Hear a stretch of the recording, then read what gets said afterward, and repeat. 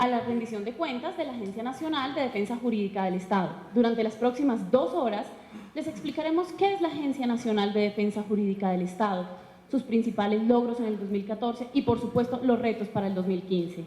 Les recordamos que sus preguntas serán respondidas a través de nuestra página web www.defensajuridica.gov.co y a través de los formularios que les han sido entregados a su ingreso al auditorio.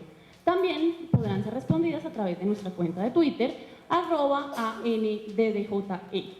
Y qué mejor para explicarnos qué es la agencia que su directora, la doctora Adriana Guillén Arango. Doctora, bienvenida, cuéntenos.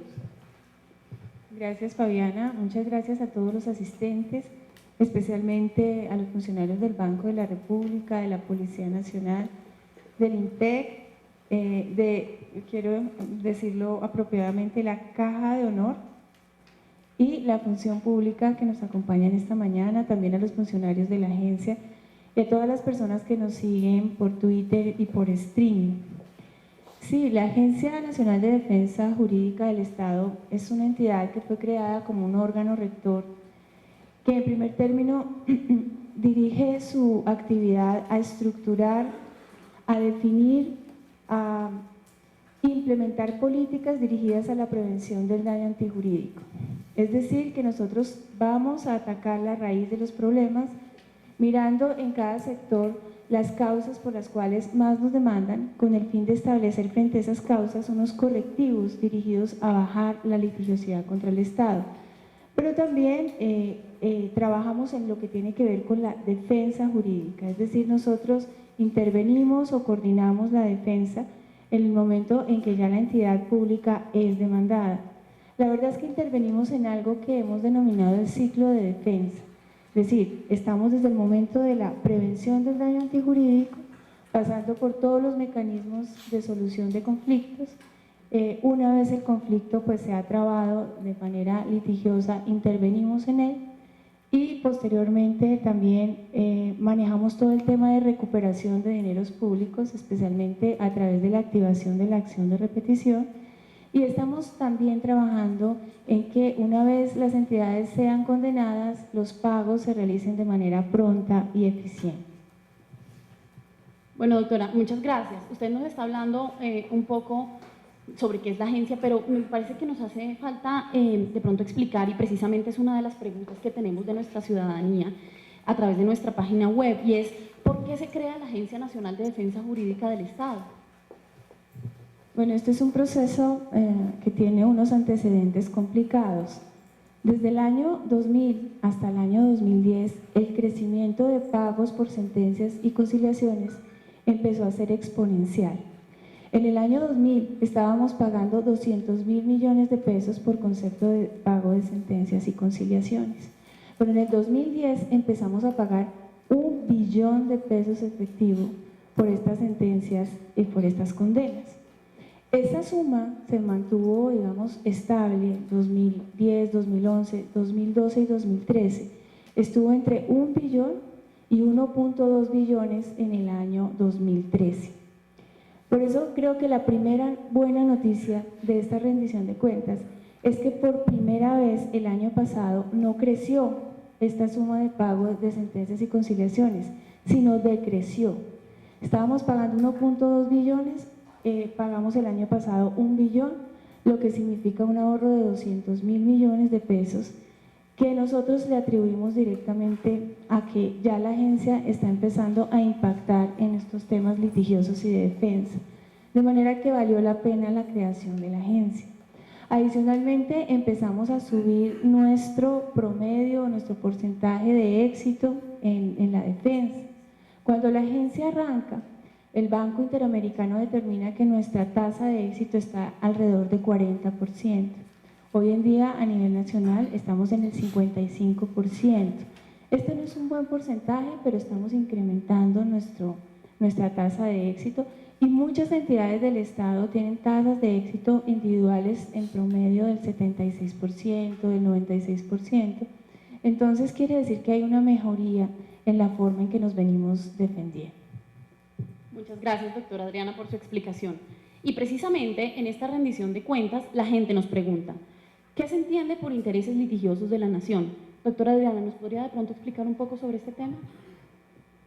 Bueno, se trata de todos aquellos procesos en los cuales esté comprometida una entidad del orden nacional o todos aquellos procesos en que haya sido demandada una ley o un acto administrativo de una entidad del orden nacional o aquellos procesos en que se controvierta la conducta de un servidor público y que tenga un impacto fiscal importante, o aquellos pleitos que estén relacionados con el orden regional o con el orden internacional en los cuales haya sido demandada la nación, y todos aquellos casos o procesos que nuestro Consejo Directivo considere relevante para la defensa del Estado.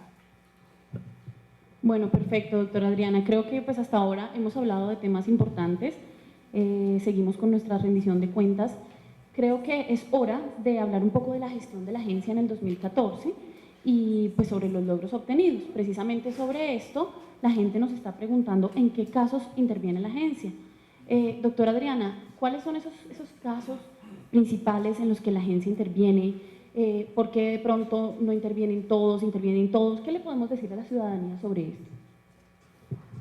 Bueno, hoy en día la Nación registra 395.000 procesos en su contra.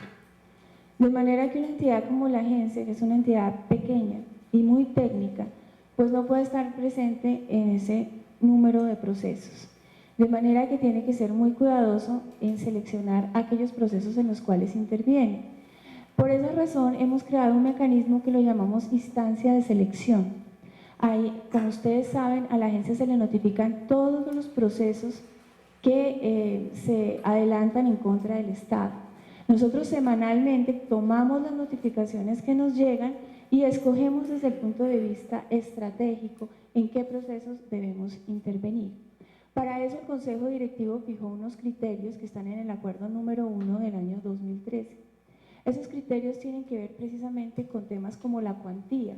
Por ejemplo, nosotros intervenimos en los procesos o en los 25 procesos más cuantiosos que tiene el Estado porque tienen un impacto dentro del contingente fiscal muy importante. También hacemos revisión o monitoreo de aquellos procesos de más de 20.000 millones de pesos, pero también estamos mirando procesos que, así no tengan esa cuantía, pueden resultar litigios estratégicos para el Estado. Entonces, por ejemplo, participamos en procesos que tienen que ver con hacinamiento carcelario, aunque no tengan una gran cuantía, porque consideramos que es un tema en donde puede haber una vena rota para el Estado, porque hay un estado de cosas inconstitucional allí. La idea tampoco es que nosotros queremos ganar todos los procesos por ganarlos. También el Estado está empeñado en hacer un proceso de reconocimiento de derechos, que en realidad es lo más importante, pero también tenemos que atacar, digamos, para lo que fuimos creados, es para evitar que el Estado se desangre a través de los pleitos judiciales. Bueno, yo pienso que de pronto la doctora Juanita López, directora de Defensa Jurídica, nos puede andar un poco al respecto. Doctora Juanita, usted me dirá si es así o no. Claro que sí, Fabiana. Buenos días, muchas gracias. En efecto, el Consejo Directivo fijó unos criterios claros para determinar cuándo la agencia como ente rector en materia de defensa jurídica debe intervenir en los procesos judiciales o acompañar a las entidades en la formulación de la defensa jurídica para casos particulares.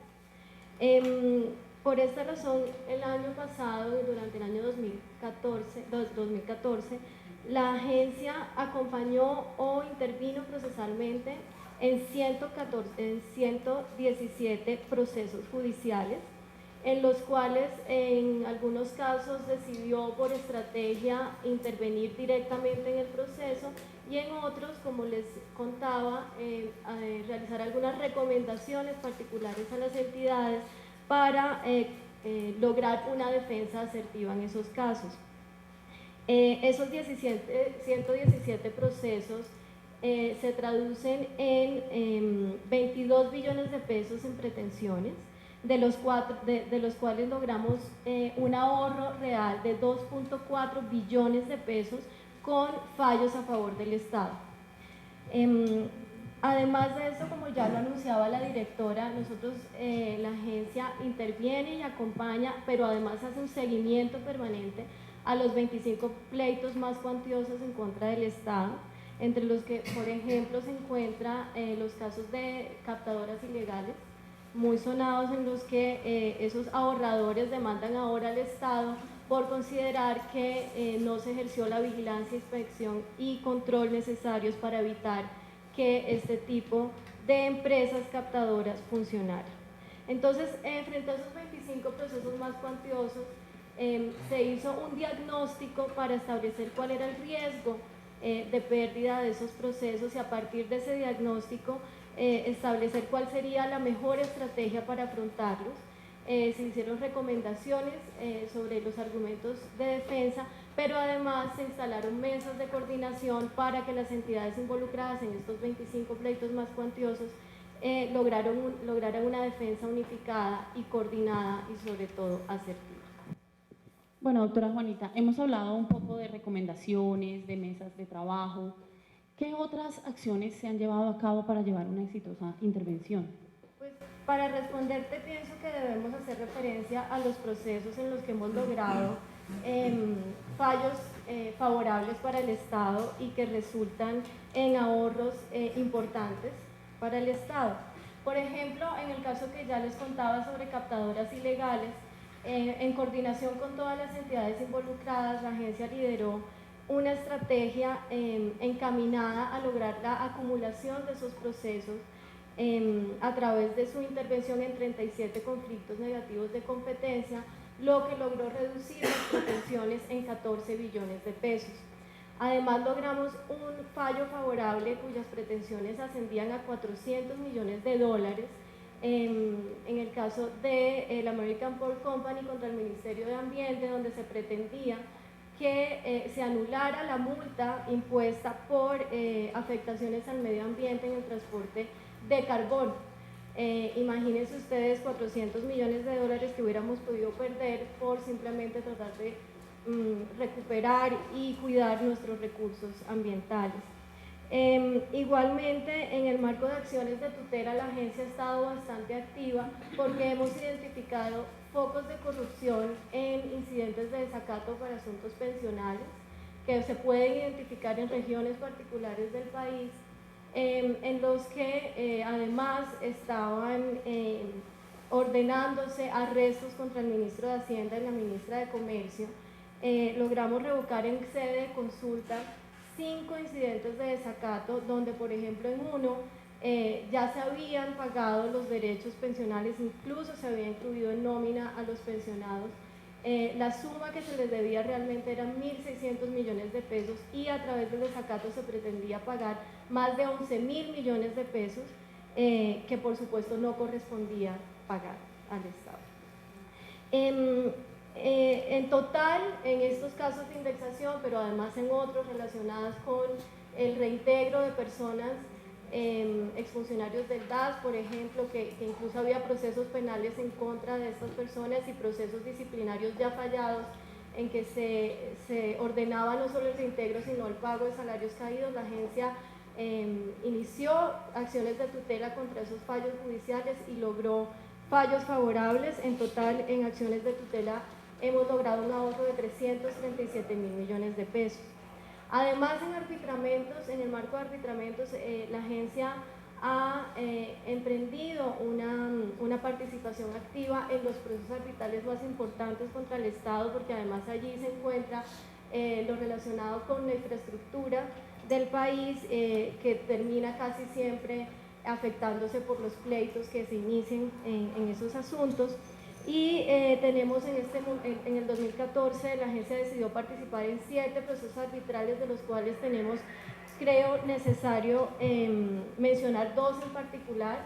El proceso convocado por Comcel contra la ETB, la agencia intervino y logró un fallo favorable por 45.000 millones, ahorrando unos 45.000 millones de pesos. Igualmente, en el proceso arbitral convocado por el Consorcio Autopistas de la Sabana, la agencia intervino solicitando que se negara la solicitud de medidas cautelares requerida por la contraparte, en el que se solicitaba, imagínense ustedes, la suspensión de todas las obras de cuarta generación conocidas como 4G, que se traslaparan con ellas de tercera generación. Eso hubiera significado para el Estado, si el tribunal no hubiera acogido la solicitud de la agencia, una pérdida de alrededor 12.169 millones de pesos, que era lo que se había invertido de acuerdo a las proyecciones y a la programación de la concesión. Bueno, doctora Juanita, usted nos ha hablado hasta el momento de intervención en casos específicos, en procesos arbitrales, en el caso de captadoras, en el de American Port Company, pero tengo entendido que la coordinación de la defensa también es una herramienta muy importante que puede llegar a generar ahorros para el Estado. En efecto, Fabiana, además de las recomendaciones de defensa y las intervenciones procesales, la Dirección de Defensa Jurídica y igualmente, como lo explicará más adelante, la Dirección de Políticas y Estrategias ha podido evidenciar que gran parte de los problemas en la defensa de las entidades públicas del orden nacional está en que no hay coordinación entre las entidades, y eso se traduce muchas veces en que cuando hay varias entidades involucradas en un mismo proceso judicial, cada una se defiende a su manera y muchas veces se defienden simplemente alegando falta de legitimación por pasiva, es decir, diciendo que la culpa es de otra entidad y ninguna de ellas termina defendiendo de fondo al Estado.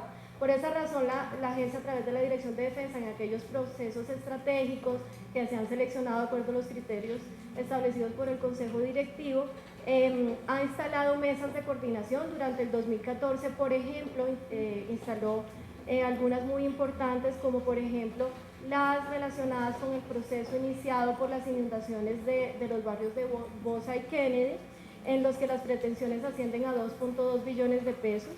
Igualmente, en el caso de la masacre de Bojayá, en los que se ha tratado de realizar una coordinación que se traduce en establecer realmente cuál es el número de víctimas, porque al parecer se estaban incluyendo víctimas que no correspondían a los hechos del objeto del litigio, lo cual ha significado un ahorro de aproximadamente 337.000 millones de pesos. Y como ya les mencionaba, por ejemplo, en los casos de captadoras, tenemos una mesa de coordinación muy importante para efectos de contrarrestar estos procesos que significarían una gran pérdida para el Estado. Estas mesas también ayudan a que entidades que, si bien no estén vinculadas en los procesos judiciales, sí puedan proveer insumos y pruebas necesarias para realizar una defensa asertiva en esos procesos. Bueno, doctora Juanita, muchísimas gracias por su explicación en esta parte de intervención. Quisiéramos ahora de pronto hablar de una parte importante para la agencia, y es la activación de mecanismos alternativos de solución de conflictos. Sobre esto, la ciudadanía precisamente nos pregunta, y quisiera que fuera la doctora Isabela Bello, secretaria general de la entidad. Doctora, ¿cómo se notifica a la agencia las solicitudes de conciliación extrajudicial cuando se convoquen a entidades públicas del orden nacional? Bueno, tenemos para atender este frente presencialmente, o sea, pueden venir a nuestras instalaciones en la carrera séptima, número 7566, segundo piso, o si no quieren venir por el tema del trancón, que es algo que nos afecta a todos, tenemos disponible a través de nuestra página www.defensajuridica.gov.co, entran a la parte de correos electrónicos y ahí van a encontrar solicitudes de conciliación y ahí pueden hacerlo. Una vez obtengan el radicado de parte de la agencia, lo anexan y presentan su solicitud ante la Procuraduría. Muchas gracias, doctora Isabel. Bueno, los comités de conciliación es precisamente uno de esos mecanismos alternativos de solución de conflictos. Doctora Adriana, ¿la agencia asiste a todos los comités de conciliación a los que es convocada? Nosotros diariamente recibimos entre 400 y 500 solicitudes para asistir a comités de conciliación. La agencia tiene una facultad de asistir a comités de conciliación con voz y voto, pero claramente no puede asistir a todos los comités de conciliación, y ahí también aplicamos todos los criterios estratégicos para mirar cada caso en particular y ver qué tan importante es que la agencia asista o no. En el año 2014 asistió a 71 comités de conciliación que involucraban casos con pretensiones de 4.8 billones de pesos. La conciliación se ha convertido en un mecanismo muy importante para nosotros, sobre todo cuando hacemos conciliaciones masivas, en temas que, digamos, se vuelven neurálgicos para el Estado. Más adelante les van a contar, pero básicamente estamos en los temas grandes, como tiene que ver con pensiones, con sueldos de retiro de las fuerzas militares, etcétera. Pero quiero referirme a uno de los mecanismos que más, digamos, concentran hoy día el interés de la agencia y tiene que ver con el mecanismo de mediación. Esta es una competencia que nos dio la ley dirigida a solucionar controversias entre entidades públicas. Hoy en día tenemos 700 procesos entre entidades públicas. Cuando una entidad pública pierde frente a otra, lo que sucede es que la condena pasa de un bolsillo al otro bolsillo, pero es el mismo Estado el que resulta afectado. En consecuencia, para nosotros es muy importante este mecanismo. Estamos trabajando para convertirnos en un centro de mediación para el país, para las entidades del Estado. Ya tenemos un decreto que está en firma. La idea es que vamos a tener, como al mejor estilo de la Cámara de Comercio, una lista de mediadores técnicos conocedores de las diferentes problemáticas y sectores, y donde las partes pueden venir libremente a la agencia, escoger el mediador es pagado y sufragado por la agencia, por lo menos hasta ahora sí lo tenemos pensado. En este momento llevamos 4 procesos de mediación muy interesantes. Anoche firmamos el primer acuerdo de mediación. Están de por medio en estos procesos 191.000 millones de pesos, y si lo sacamos adelante consideramos que este puede ser un mecanismo muy interesante para el país. Bueno, doctora Adriana, hace un momento usted hablaba de coordinación en temas neurálgicos. Yo creería que la doctora Juanita López puede explicarnos un poco más al respecto. Gracias, Fabiana. En efecto, para que la agencia encuentre resultados efectivos en materia de mecanismos alternativos, además de lo ya anunciado por la directora en el marco de comités de conciliación y de mediación, que sí, que en efecto resulta un mecanismo que va a ser bastante importante para la solución de controversias entre entidades. La agencia igualmente ha acompañado la coordinación en temas neurálgicos que pueden solucionarse vía mecanismos alternativos de solución de conflictos. Por ejemplo, en el tema tan difícil que es lo relacionado con Colpensiones, entidad más demandada en el Estado, y se ha sentado con ellos, por un lado, para establecer cómo se puede lograr un mecanismo para el cumplimiento de sentencias que reduzca el índice de procesos ejecutivos, que por ese motivo tiene bastante ahorcada esta entidad, pero además en compañía con la Procuraduría General de la Nación se encuentra en este momento identificando las problemáticas transversales de materia pensional que pueden solucionarse por conciliación masiva.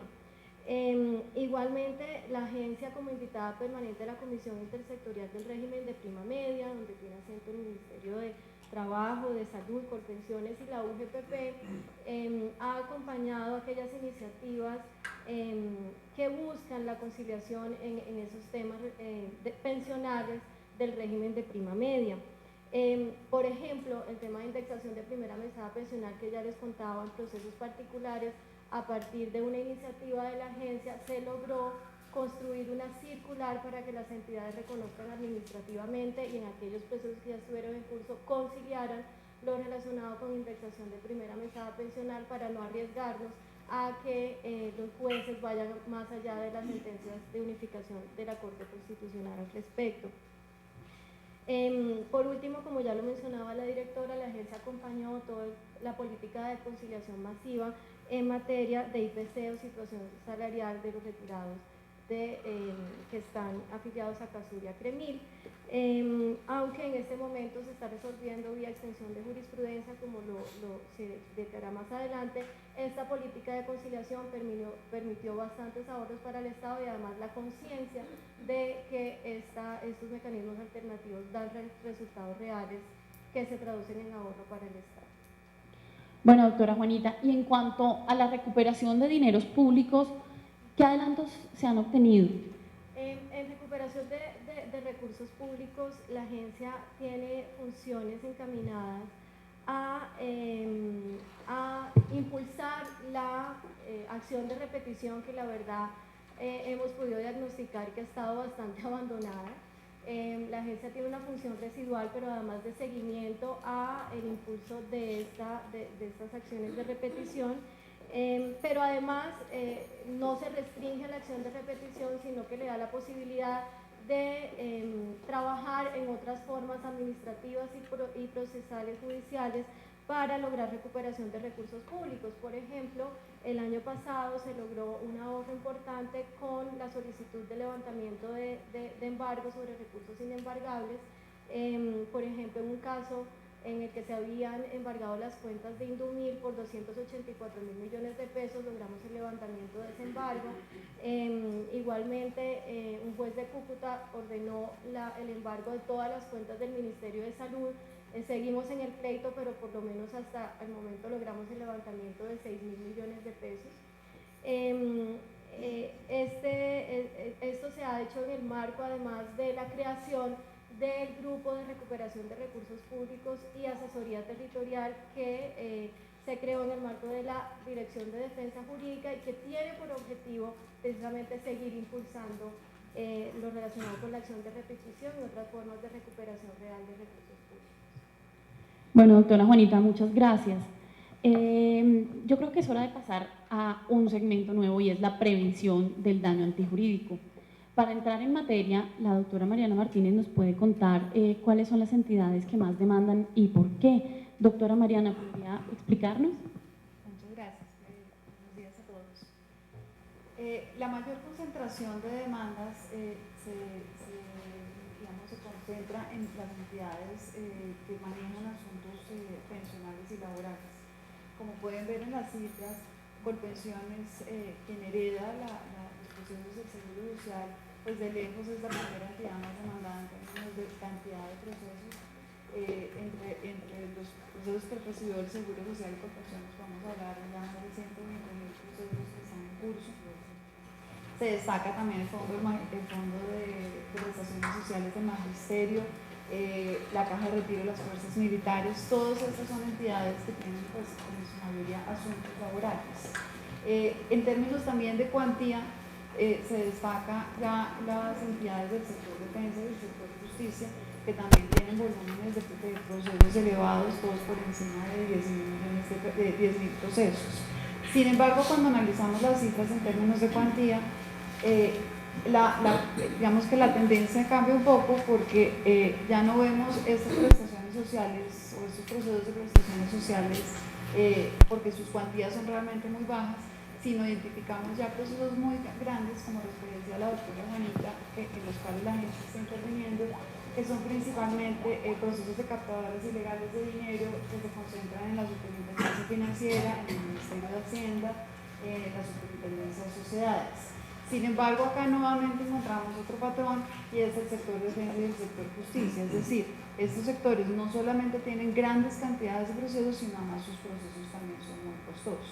A partir de entonces de esta información y de la información que entra diariamente a la agencia, nosotros lo que hacemos es identificar cuáles son las causas más costosas y las causas más recurrentes para poder, entregarle esta información a las otras direcciones para poder cumplir pues, con los objetivos y la misión de la agencia de generar políticas de prevención en los casos más, que generen más riesgo o que sean más recurrentes y políticas de intervención en aquellos casos que representen mayor riesgo fiscal.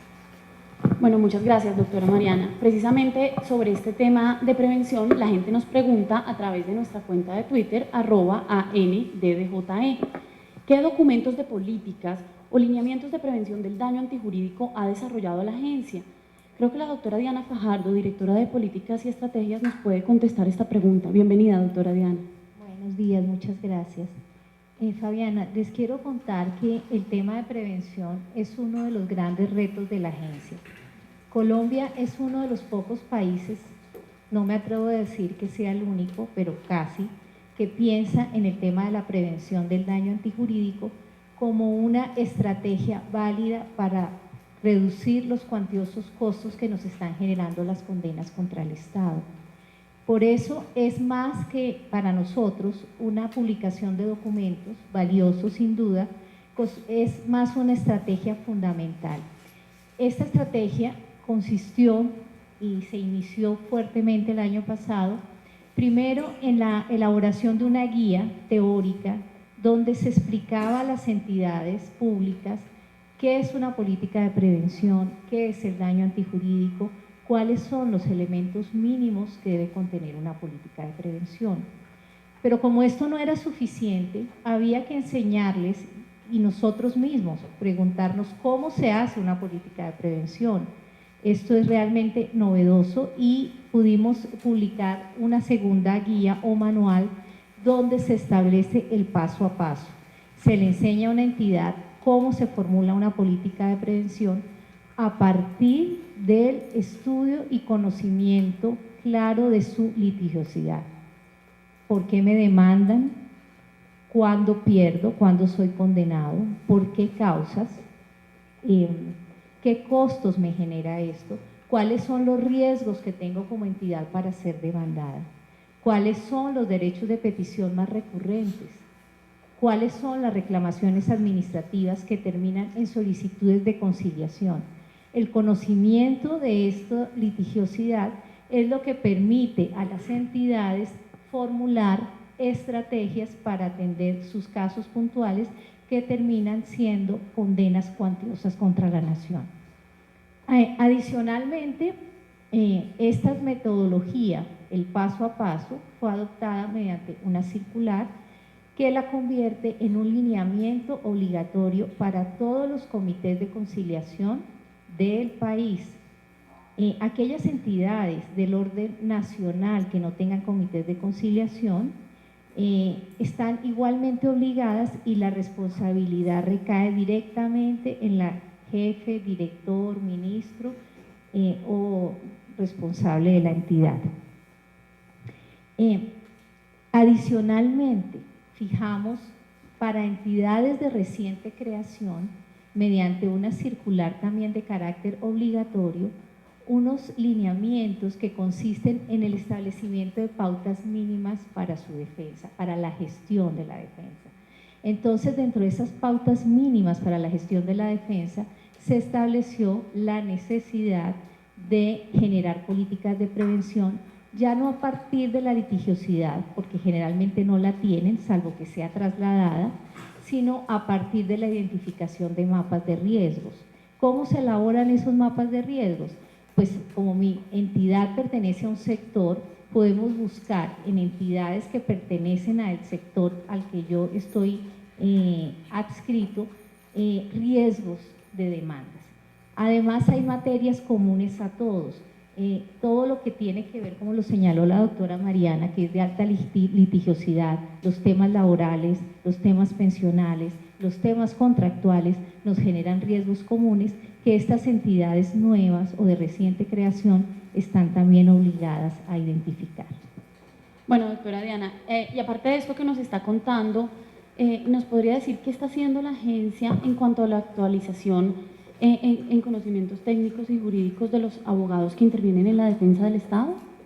Sí, ese es otro tema muy importante para la agencia, porque es un mecanismo que nos permite fortalecer la calidad de las intervenciones de nuestros abogados. En ese tema, cada política, cada estrategia es llevada a una circular externa que se convierte en lineamiento obligatorio. Entonces, por ejemplo, ya hemos expedido para las causas que generan mayores condenas contra el Estado, como privación injusta, como el tema del daño producido por el uso de vehículo oficial, el tema de toda la litigiosidad producida como producto de las relaciones o actividad contractual, el tema de las personas que prestan el servicio militar obligatorio, que la jurisprudencia ha denominado conscriptos, el daño que se produce en las cárceles o en los centros de detención preventiva.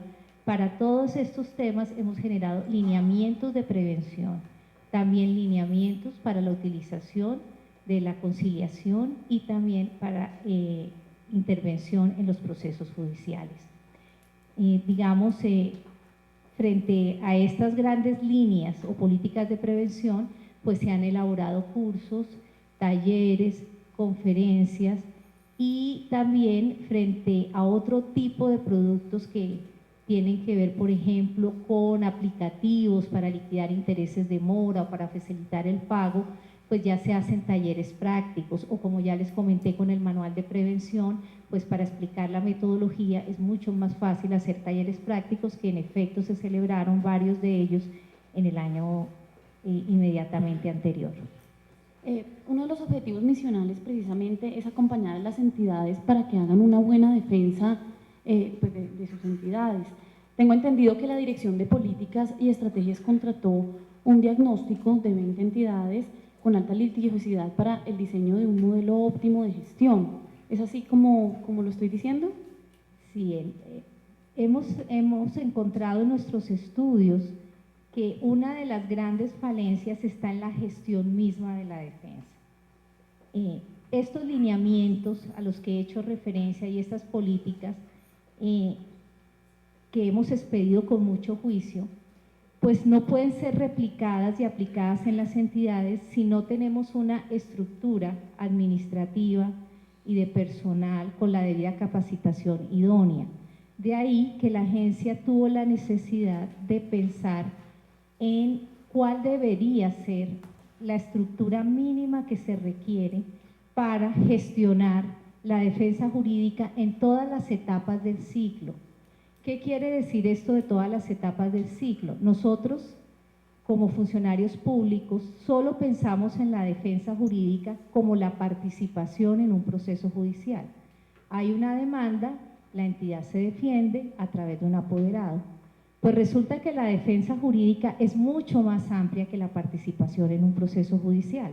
Empieza desde la prevención del daño, pasa por la utilización de los mecanismos alternativos de solución de conflictos cuando a ello haya lugar. Después vendría la intervención en el proceso judicial si no prospera, por ejemplo la conciliación, después el cumplimiento de las sentencias y después el ejercicio de la acción de repetición y el llamamiento a garantía, y en garantía si corresponde. Esto implica que las áreas que se encargan de la defensa jurídica tienen que pensar en todas esas etapas del ciclo, incluidos obviamente los comités de conciliación. Y para explicarles en qué consiste el modelo y cómo responde el modelo a cada una de estas etapas, invito a Claudia Linares, que es la subdirectora de acompañamiento a los servicios jurídicos, para que nos dé una explicación un poco más detallada. Doctora Claudia, por favor. Gracias. Como lo explicaba la directora de políticas, el diagnóstico de las 20 entidades de mayor litigiosidad evidenció varios problemas que hoy en día enfrentan en gestión las entidades públicas del orden nacional, como por ejemplo el inadecuado manejo de los archivos públicos que impide aportar de manera oportuna el material probatorio para la defensa. También el incumplimiento de la mayoría de las funciones que se le asignan a un comité de conciliación. Hoy en día solo se está trabajando el tema de conciliación dentro de los comités, pero todas las otras funciones en cuanto a prevención, criterios de selección y demás que tienen los comités no se están cumpliendo. También otro de los problemas es la carga excesiva de procesos que tienen los abogados. Eso por citar algunos casos. El modelo de gestión busca dar solución a estos problemas. En principio, trabajando y proponiendo procesos y procedimientos para donde se determinan actividades específicas y responsables en cada una de las fases del ciclo de la defensa. También busca una reorganización de la gestión de la defensa al interior de cada unidad que tienen las entidades, en la que se fortalece esa gestión a través de la conformación de grupos de trabajo dedicados exclusivamente al estudio de la litigiosidad y a la parte administrativa para que los abogados de la defensa puedan pensar más en términos de la estrategia de defensa y mejorar así el tema de la defensa judicial. A nivel interinstitucional se propone la creación de grupos de la defensa sectoriales. En eso ya empezamos a trabajar con el Departamento Administrativo de la Función Pública para coordinar esos grupos y tener mayores estrategias de defensa a nivel sectorial.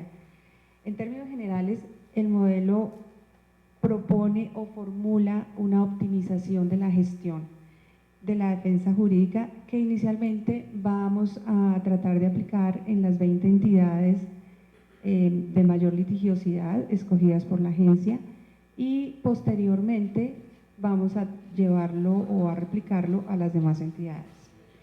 Bueno, doctora Claudia, de acuerdo a lo que nos está diciendo, ¿podría contarnos cuántos abogados ejercen la defensa del Estado en las entidades? Sí, Fabiana. Nosotros en el año 2013 empezamos un trabajo para identificar cuántos eran los abogados del Estado, su perfil y bueno, qué tipo de educación tenían. En ese estudio identificamos que había más o menos 3.500 abogados dedicados exclusivamente al tema de la defensa jurídica del Estado. La mayoría de ellos, el 56, de estos abogados, aproximadamente el 70% tienen nivel de especialización y solo un 4% presentan nivel de maestría. Son abogados en promedio 47 años y que tienen 7,8 años de experiencia en litigio. Bueno, de acuerdo a lo que nos está diciendo, pues lo que entendemos es que pues, tienen una carga laboral bastante pesada. ¿Cuál es el salario que ellos reciben por esta labor que ellos hacen día a día? Los abogados tienen en promedio, los abogados del Estado, 82 procesos, mirando todas las 191 entidades que revisamos. Ahora, si nos centramos en las de alta litigiosidad, estamos hablando de 250 procesos y ganan en promedio 3.7 millones de pesos mensuales. Bueno, la situación es un poco complicada. Digamos que ya tenemos el diagnóstico de este modelo. Doctora Diana, tengo una pregunta que me viene rondando por ahí hace rato y es ¿cómo se va a hacer para implementar este modelo con la directiva presidencial sobre la austeridad del gasto? ¿Qué va a pasar? ¿Cómo se va a implementar? ¿Qué va a hacer la agencia para esto? Bueno, la novedad es que se pensó en un modelo que fuera flexible. Es un modelo construido a través de varios módulos que dan cuenta de, digamos, de los productos que ya la doctora Claudia señaló, digamos, una batería de indicadores, una batería de procesos y procedimientos, un sistema que fija criterios para identificar cuáles requisitos deben cumplir los abogados del Estado, cuánto se les debe pagar, qué carga procesal deben tener, también que proponga incentivos. Digamos, todo esto se construyó en forma de módulos, de tal manera que cada entidad puede ir aplicando en la medida de sus posibilidades dichos módulos.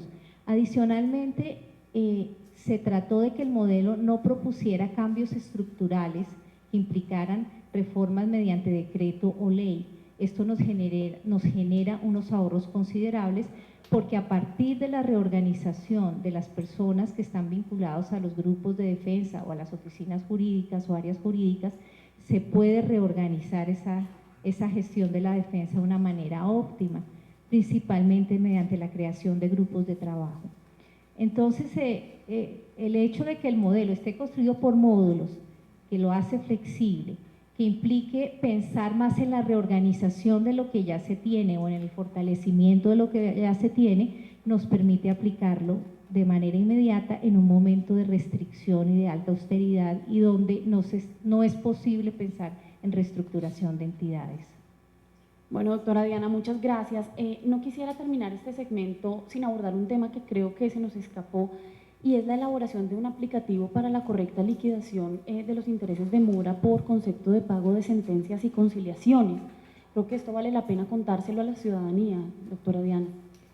Sí, en un estudio que hizo la Dirección de Políticas en el año 2013, se detectó que el Estado pagaba para más de 150.000 millones de pesos en intereses de mora. Esto durante el año 2012. Esa cifra pues tiende a aumentar considerablemente año tras año. Y se investigó qué era lo que estaba pasando, qué estaba generando esta situación. Y allí pues detectamos básicamente que tenemos una regulación normativa con unos términos muy generosos que parte del presupuesto de que el Estado se demoraba inicialmente más de 6 meses en poder hacer un pago, y durante ese tiempo pues corrían intereses moratorios sobre la base de que cuando un ciudadano esté en deuda con el Estado, él empieza a pagar intereses desde el primer día. Entonces la jurisprudencia consideró que cuando el Estado está en la obligación de hacer un pago, pues al igual que a un particular le corren los intereses de mora desde el primer día que se genera dicha obligación. También encontramos que el Ministerio de Hacienda había expedido una fórmula para calcular esos intereses de mora que era interpretada de manera distinta por las entidades. Igualmente encontramos que existía una proliferación de normas que regulaban los procesos de pago que no eran conocidos por todos y que en algunos casos generaban vacíos o contradicciones. A raíz de esto se tomaron 2 decisiones: un proyecto de decreto donde se unifica toda la normatividad sobre pagos, se clarifica el alcance de la fórmula a la que les he hecho referencia, y además, ya haciendo referencia a la pregunta concreta, se elaboró o se llevó esta fórmula a un aplicativo que mediante la introducción de los datos permite rápidamente arrojar el resultado de cuánto debe pagar el Estado por intereses de mora. Igualmente, en el decreto que les hago referencia, que ya está en recolección de firmas, se establece como principio el pago oficioso de las sentencias y conciliaciones. Es decir, que una entidad no espera que le radiquen la cuenta de cobro para iniciar el procedimiento de pago. Y además se fortalece el pago por depósito judicial.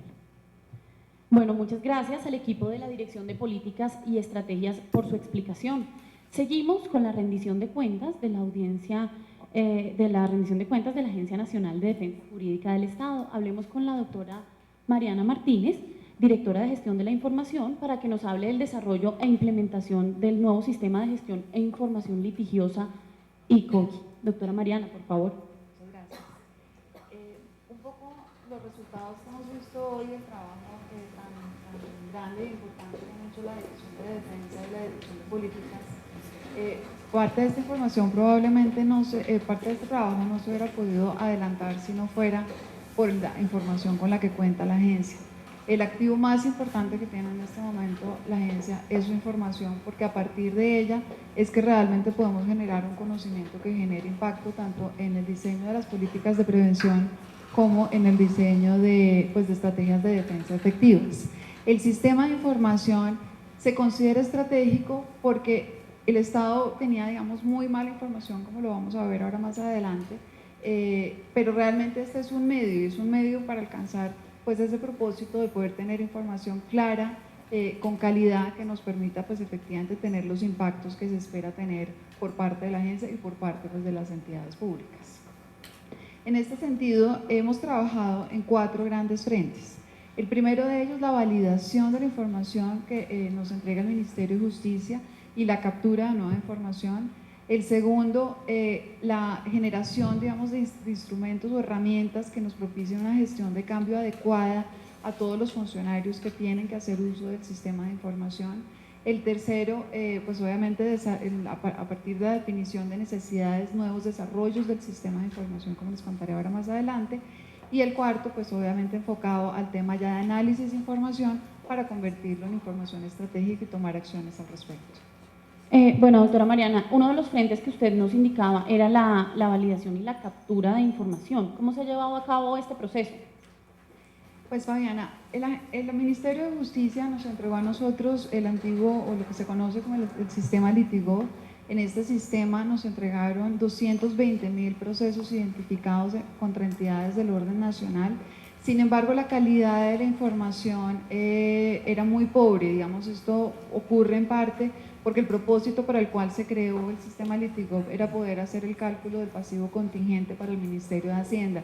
Entonces tenía ciertas variables, no todas las que se requerían. Digamos, ya cuando la agencia se implementa, la agencia tiene más preguntas que las que simplemente las que nos ofrecía, digamos, el sistema Litigov. Entonces, la calidad del sistema era muy baja. Entonces nos hemos dedicado a hacer, digamos, un análisis de coherencia, de consistencia y de completitud de la información, y de la mano con todas las entidades públicas hemos ido completando, digamos, esta información. Otra parte importante es que, como decía bien la directora, a la agencia la notifican de todas las demandas en las cuales participa una entidad pública del orden nacional. Entonces lo que hacemos es capturar esa información, estructurarla, y en tiempo real podemos identificar cuáles son los riesgos o los mayores riesgos que están generando estas demandas. Adicionalmente, digamos, en el trabajo que se ha hecho por parte de la dirección, hemos logrado identificar nomás en el 2014 28.740 procesos por valor de 10 billones de pretensiones que se encontraban subreportados. Esto a través del cruce con bases de datos de la rama judicial, de la Contraloría General, y entonces hemos podido ya empezar a monitorear estos procesos pues, que no se habían reportado, y eso pues, nos ha permitido hacer una mejor gestión del riesgo fiscal. También teníamos un atraso, o las entidades públicas tenían cierto atraso respecto a la actualización de su información, en particular aquellas que tienen mayores volúmenes de litigiosidad. Entonces con ellas, digamos, la agencia les dio una mano para poder adelantar unos procesos de inmigración masiva que los permitieran entonces quedar, digamos, al día en su información, entre las cuales debemos destacar un trabajo muy importante con el Instituto de Bienestar Familiar, con las cajas de retiro de las fuerzas militares, la caja de retiro de la Policía Nacional. La Policía Nacional también hicimos una migración, la Fiscalía, la Unidad de Gestión de la UGPP, perdón. Bueno, y así tenemos varias. Entonces, así digamos que el trabajo ha sido muy importante, porque hoy podemos ya decir que tenemos más y mejor calidad de información. Bueno, doctora Mariana, usted nos comentaba que 285 entidades han reportado en el sistema. Como para hacer un panorama, ¿cuántas entidades en total hay hoy del orden nacional, entidades públicas? Pues tenemos más o menos cuantificadas unas 300. Cuando empezó la agencia, 220 entidades estaban reportando información al sistema. Hoy ya tenemos 285, es decir, un crecimiento del 23% en materia de cobertura. Entonces, pues eso también obedece o explica, digamos, por qué la litigiosidad en estos años ha aumentado tanto. No podría interpretarse que es que están entrando tantos procesos al año, sino que también el Estado se está desatrasando en su reporte de información. Entonces, mientras hace 2 años hablábamos de 220.000 procesos, ahorita ya estamos hablando cerca de 400.000 procesos. Bueno, pero esto a la larga no es negativo, en realidad es positivo, porque más entidades están reportando. Exacto, cada vez nos estamos más acercando a ese 100% de la información. Doctora Mariana, ¿y cómo van a hacer para que todas esas entidades logren apropiar el sistema adecuadamente? Bien, nosotros a través, digamos, de los diferentes estudios que ha hecho la agencia y los diferentes diagnósticos, como bien les contaba la doctora Diana Fajardo, la agencia ha determinado que la defensa no se concentra solamente en la parte ya judicial del proceso, ¿sí? O sea que la defensa no está solamente en cabeza de los apoderados del Estado, sino que participan, como bien lo decía, son diferentes etapas del ciclo de defensa, y en estas diferentes etapas pues obviamente participan diferentes funcionarios y diferentes actores que también se establecen como estratégicos, por cuanto en cada una de estas etapas del ciclo se han identificado fallas que van generando riesgos y obviamente van llevando a esas cifras tan alarmantes que les presentaba la directora al principio. Entonces, desde el sistema de información, lo primero que hicimos fue establecer cuáles son todas esas etapas del ciclo de defensa, para poder no solamente tener información de qué es lo que sucede en un proceso judicial, sino desde la conciliación, pasa por el proceso judicial, luego la parte de pagos y posteriormente la acción de repetición. En ese sentido, necesitábamos también que funcionarios que participan en todas estas etapas nos contaran un poquito de su gestión y de la información que se maneja en todo el ciclo. Entonces, si bien Litigov tenía en principio solamente como usuarios el apoderado del Estado, el administrador dentro de cada entidad y control interno, que juega un papel de auditoría muy importante en la calidad de la información, en esta nueva fase del sistema hemos incluido 3 actores más. El jefe de la oficina jurídica, que debe tener conocimiento de esta información para poder tomar decisiones estratégicas. El jefe de la oficina financiera, que juega un papel importantísimo en todo lo que tiene que ver con la gestión de pagos, como les mencionaba la doctora Diana Fajardo, y el secretario del comité de conciliación, para también poder conocer por qué los comités de conciliación están operando o no están operando, qué decisiones se están tomando y cuánta plata realmente se está logrando ahorrar en estas instancias. Entonces, una vez ya definidos, digamos, estos 6 perfiles, a sabiendas de que el sistema Litigov además era un sistema que no era amigable, porque pues las entidades en los talleres que hemos realizado nos han informado, digamos, de este evento.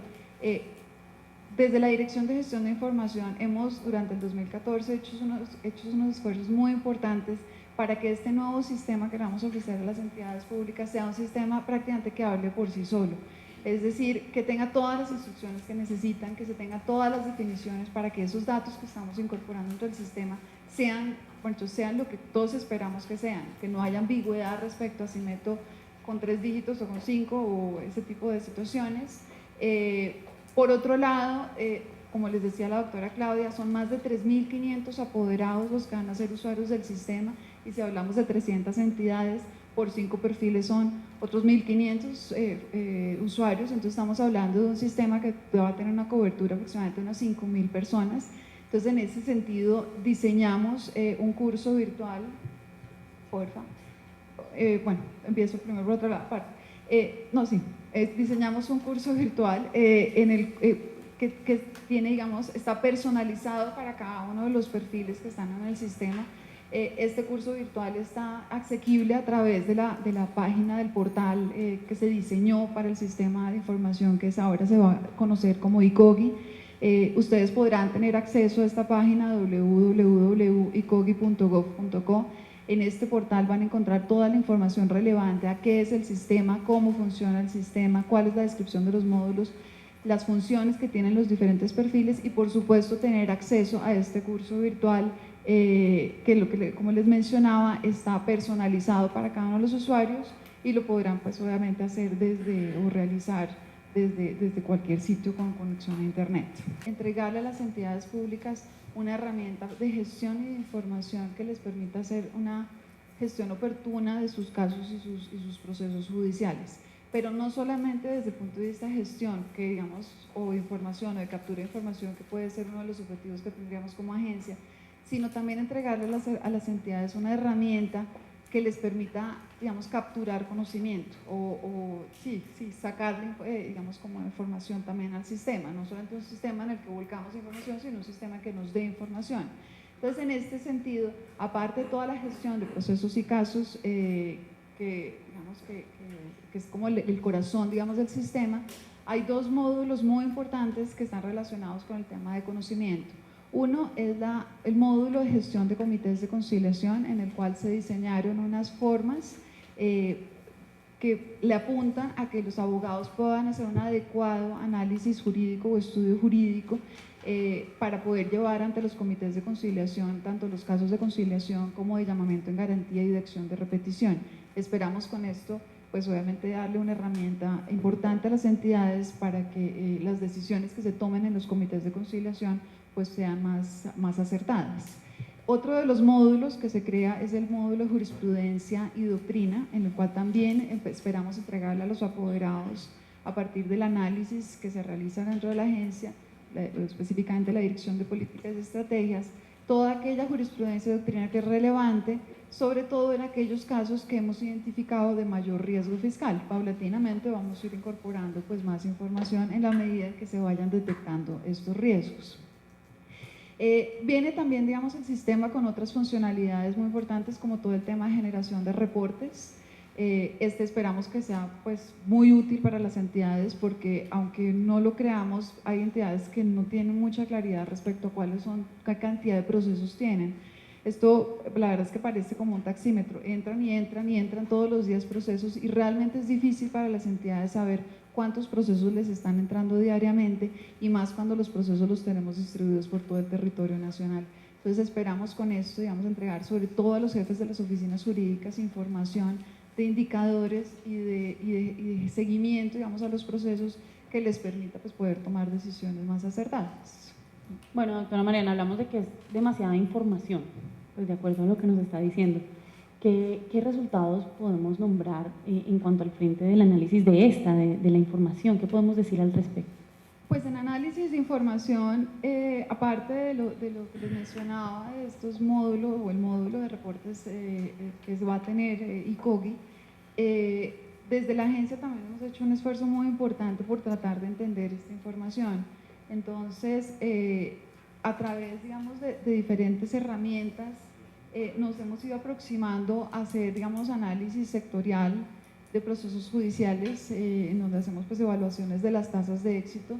Estos informes sectoriales se ponen en conocimiento de las cabezas de sector, de los ministros específicamente, para que también los ministros puedan conocer en dónde están sus mayores riesgos litigiosos, puedan conocer cuáles han sido, digamos, las demandas que han entrado en su contra en el último trimestre. Pero no, digamos que el análisis no solamente se ha quedado ahí, el análisis también va digamos, como a la generación de reportes respecto a las conciliaciones que también llegan a la agencia. Entonces, semanalmente se hace un estudio de todas las conciliaciones que se incorporan en la agencia y que se han incorporado, su información se ha incorporado en el sistema, y a partir de esta la Dirección de Defensa puede determinar a qué comités de conciliación va a asistir. También hacemos el mismo ejercicio con tutelas y ahora lo estamos empezando a hacer con arbitramiento, que les contaré ahora más adelante. Entonces estamos hablando de unos 5 o 6 reportes de información que le permiten tanto a la agencia como a las entidades públicas que tomar estas decisiones. Una cosa muy importante que tienen estos reportes es digamos como la oportunidad de la información. En años pasados la información llegaba o se reportaba un año o 6 meses posterior a su generación. Ahorita ya hablamos de que la agencia está capturando información en tiempo real. Entonces, mientras a diciembre del 2013, la directora les hablaba, teníamos 393.000 procesos en contra, ya en estos 3 meses o casi 3 meses que han corrido del año, esta cifra ya aumentó a 416.000 procesos. Estamos hablando casi de un crecimiento de 23.000 demandas en casi 3 meses, pero esta información no se tenía hace algunos años. Tampoco se podía saber cuántas eran las demandas que entraban en promedio. Hoy podemos ya establecer que están entre 450 demandas diarias y nunca sus pretensiones bajan de 50.000 millones. No más el día de ayer nos ingresaron 543 procesos contra entidades del orden nacional cuyas pretensiones ascendieron a 78.000 millones. No solamente en términos de cuantías analizamos la información, sino además también determinamos quién es, digamos, o quién es la entidad que está más afectada, digamos, con esta problemática.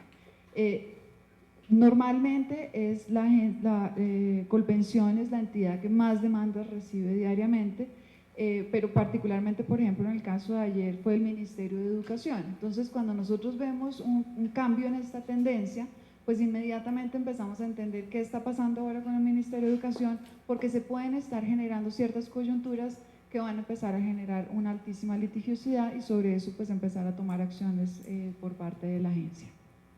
Bueno, según esto, doctora Mariana, podríamos decir que ICOGI es la columna vertebral de la agencia. Sí, así es, Fabiana, y la verdad es que estamos pues muy entusiasmados, ya empezamos ahorita su lanzamiento. La primera fase de implementación arranca con apoderados y administradores. En este momento hemos puesto a disposición de las entidades lo que hemos denominado un ambiente de entrenamiento que se llama ICOGI Beta. Ya está a disposición de las entidades. En este momento ya tenemos capacitadas 45% de las entidades. Esperamos cumplir el 100% de las entidades capacitadas en estas 2 semanas, bueno, ya viene Semana Santa, pero en esta semana y la siguiente semana, para poder ya empezar la captura oficial de información y uso oficial del sistema a partir del 20 de abril. Entonces estamos pues a disposición de las entidades, pues no van a estar solos, los estamos acompañando en todo el proceso y esperamos, la verdad es que todas las herramientas que hemos ido generando realmente sean de apoyo y pues acá estamos, y cualquier consulta que requieran, por favor visiten la página www.icogi.gov.co y ahí encontrarán nuestros canales para soporte del sistema. Bueno, doctora Mariana, muchísimas gracias. Continuamos con nuestra audiencia pública de rendición de cuentas de la Agencia Nacional de Defensa Jurídica del Estado. Pasemos a un tema relevante para la entidad en el 2014, muy sonado en medios de comunicación, los tribunales de arbitramiento. Doctora Adriana, ¿qué podría contarnos al respecto?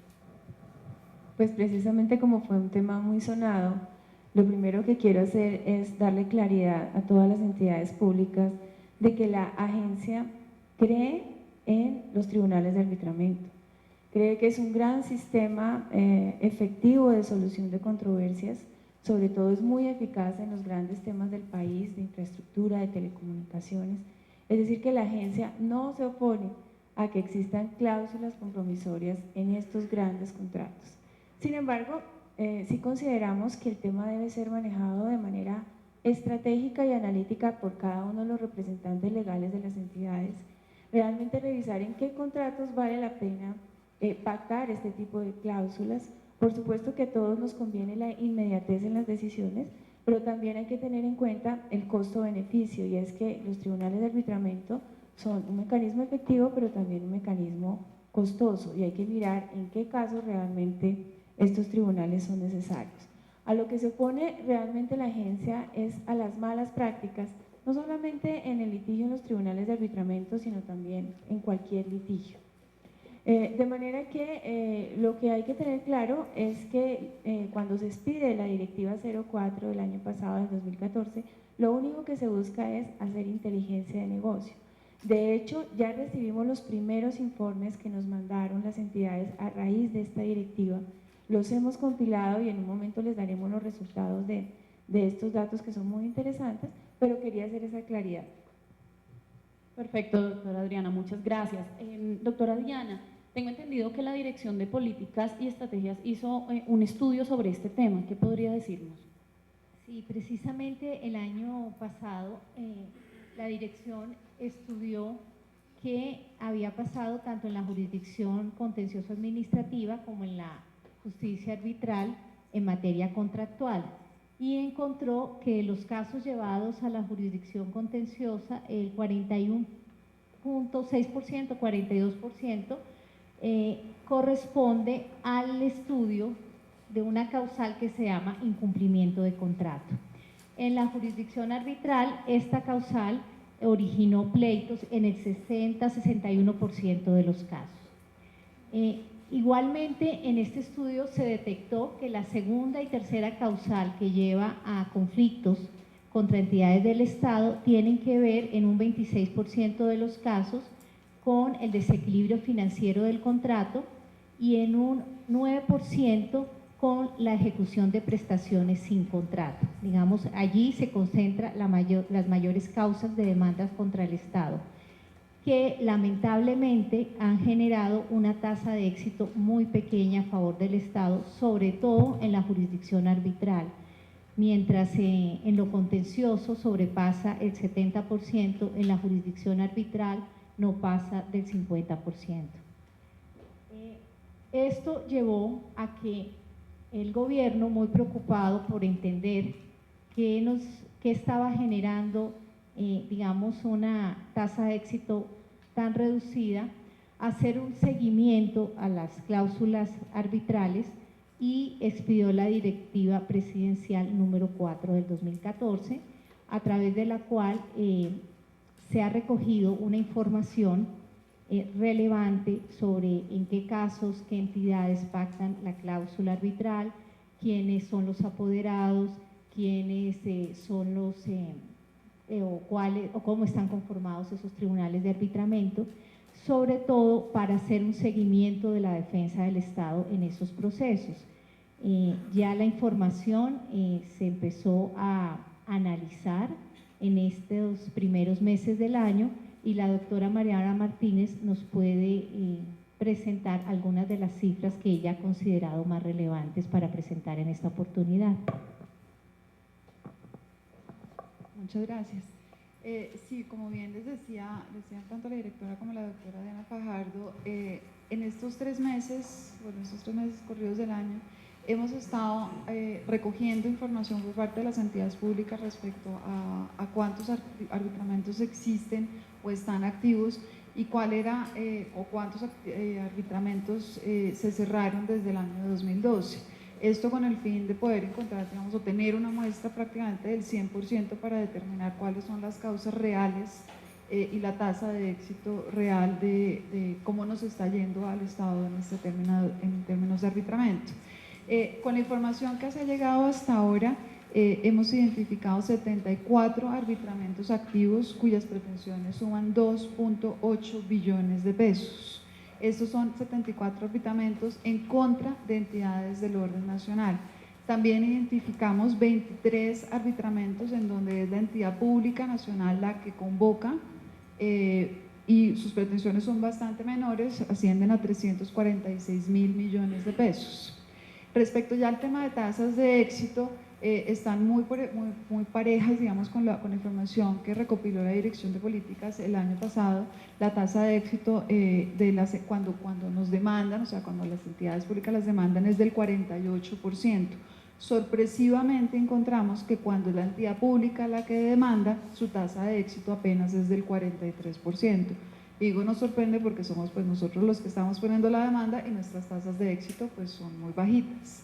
Sin embargo, respecto a ese 48% de cuando nos demandan, es una tasa pues que se puede interpretar bajita. Identificamos que en términos de condenas los valores no son tan altos. Las condenas fueron de 200.000 millones de pesos y bueno, es un valor alto, pero frente a los 509.000 millones de pesos que se ganaron en sentencias, en laudos que salieron a favor del Estado. Entonces tenemos una tasa de éxito procesal, digamos, relativamente no baja, pero pues sí casi el 50%, pero en términos de pretensiones, pues el Estado se está defendiendo más de lo que realmente estamos perdiendo. Complemento ahí un segundo, doctora Mariana. El estudio al que hicimos referencia nos arroja que la condena en promedio en la jurisdicción contenciosa por la causal incumplimiento del contrato es de 30 millones de pesos, mientras que en la justicia arbitral por la misma causal es de 3.000 millones de pesos. Este dato es muy importante porque las entidades deben ser muy precavidas en el momento en que decidan pactar las cláusulas compromisorias y acudir a este mecanismo que sin duda es muy eficiente, muy ágil, pero mucho más costoso. Bueno, doctora Diana, doctora Mariana, muchas gracias. Hemos hablado de temas muy importantes para la agencia, pero considero que aún nos hace falta uno muy importante y es la defensa internacional atribuida a la agencia. Doctora Adriana, ¿qué avances ha tenido la entidad en esta materia? Bueno, la entidad avanza en 2 frentes. En primer lugar, nosotros colaboramos con el Ministerio de Comercio en lo que se ha denominado como controversias internacionales de inversión, que son las que se generan a través de los acuerdos que firma el Estado colombiano con inversionistas extranjeros. Afortunadamente, hasta el momento Colombia no ha tenido su primera demanda de inversión, esperamos que no la tengamos por lo menos en el corto plazo. Este ha sido un tema muy complicado para países de la región, para países vecinos como Ecuador, Perú, Venezuela, Argentina sobre todo. Y estamos trabajando con el Ministerio de Comercio en formar a nuestros abogados, pero sobre todo a los funcionarios de todas las entidades públicas para precaver este tipo de conflictos. Otro tema también muy importante en el frente internacional tiene que ver con el sistema interamericano. Esa competencia nos fue atribuida por el Consejo Directivo a partir del 29 de octubre del año 2012, como consecuencia del caso del Palacio de Justicia. A partir de ese momento, la agencia ha intervenido en 3 procesos ante la Corte Interamericana. El primero de ellos, el caso Santo Domingo, donde quiero resaltar que el Estado colombiano obtuvo lo que nosotros hemos considerado un paso muy importante y es el reconocimiento de los parámetros internos de reparación. Es decir, el sistema interamericano consideró que los parámetros que se aplican hoy en día en la justicia administrativa son parámetros amplios y garantistas para las víctimas. Posteriormente vino el caso de la Operación Génesis, donde tuvimos dos temas que considero que son relevantes. El primero es que la Corte hoy en día es mucho más severa al revisar cuándo una persona está en la condición de víctima y cuándo no, al punto que se establecieron que era necesario pues hacer una revisión muy detallada de quién tiene y reúne esas calidades.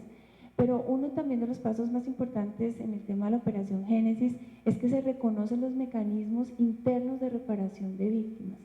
Todo el tema de la ley de víctimas es reconocido en esta sentencia. Institucionalmente para un Estado eso es muy importante. Yo aquí quisiera hacer un llamado a la comunidad porque han considerado que algunas personas pueden saltarse los mecanismos internos, nuestra justicia interna, para ir al sistema interamericano. Se piensa que el sistema interamericano es más rápido y que las reparaciones son más altas que las que reconoce el Estado colombiano. Y creo que en eso hay una equivocación. Primero, porque el sistema interamericano es un sistema subsidiario. Es decir, que si las personas no agotan las vías del sistema interno, no pueden acudir al sistema interamericano. Dos, en el sistema interamericano, para que una petición sea autorizada o aprobada, se pueden tardar entre 1, 6 años o 10 años, solamente para que la petición sea admitida. Pero adicionalmente, los parámetros de indemnización del sistema colombiano son mucho más claros y más garantistas y más altos que los que ofrece el sistema interamericano. Esto es una cuña para nuestro sistema judicial interno, para que las personas acudan a él y crean en él. Y el último proceso que tuvimos el año pasado y que considero también pues, el más importante y relevante es el tema del Palacio de Justicia. En esta previdencia, el Tribunal Interamericano valoró positivamente el reconocimiento que de responsabilidad hizo el Estado colombiano. Por supuesto que la Corte Interamericana fue más allá del reconocimiento que hizo el Estado colombiano. Creo que ese era un punto que se le debía a las víctimas del Palacio de Justicia. Un holocausto como este, pues sin parámetros, debe ser reconocido como se hizo en la Corte Interamericana. Pero adicionalmente, nuevamente, la Corte reconoce los parámetros de indemnización interna. Las víctimas tenían unas pretensiones válidas, que iban del orden de 70.000 millones de dólares, si no estoy mal, y realmente la condena para el Estado colombiano estuvo del orden de 7.000 millones de pesos, de los cuales pues es posible descontar a las víctimas lo que el Estado colombiano ya les ha reconocido. Pero aquí más que el tema pecuniario, yo pienso que lo más importante fue el reconocimiento que estas víctimas obtuvieron en el sistema interamericano y que no había sido posible obtener en nuestra jurisdicción interna. En todo caso, hay un gran compromiso de parte de la Fiscalía y de los jueces colombianos para esclarecer los hechos que rodearon estos hechos. Sin embargo, creo que en relación con el tema de la defensa ante el sistema interamericano, la persona más indicada para contarnos en qué vamos en relación con número de casos y soluciones amistosas, que es lo que realmente le interesa hoy en día a la agencia, es la doctora Juanita. Cuéntanos, Juan. Gracias, directora. En efecto, la Agencia de Defensa Jurídica del Estado, por virtud de lo establecido en el Decreto Ley 4085, que rige nuestras funciones y competencias, y por lo establecido por el Consejo Directivo, tiene a su cargo el litigio ante el sistema interamericano. Hago énfasis en litigio porque el Ministerio de Relaciones Exteriores mantuvo su competencia en materia de medidas cautelares y así como cumplimiento de soluciones amistosas homologadas por la Comisión, así como cumplimiento de recomendaciones del artículo 51 de la Convención Americana.